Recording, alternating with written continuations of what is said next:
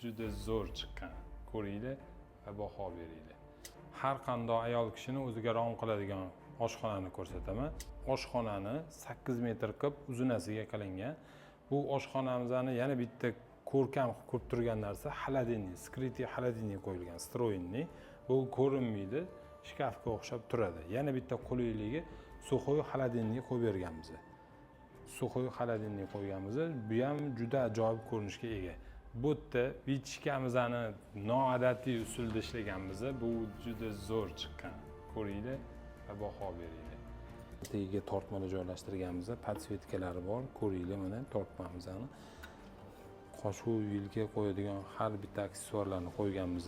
Bu oshxonamizda joyimizda katta bo'lganligi uchun choy ichib turadigan joy mana alohida stol qilingan. Ayollarimizni xamir yoyishiga, ovqat tayyorlashga, zagotovka qilishligiga qulay bo'lish uchun o'rtaga o'stirib qo'yib berilgan. O'stirifimizda eng kerakli narsa shotlariga rezetka qo'yib berganmiz. Sizlarga shunga o'xshagan oshxona mebellari kerak bo'lsa, bizga aloqaga chiqinglar, bu videoni saqlab qo'yinglar.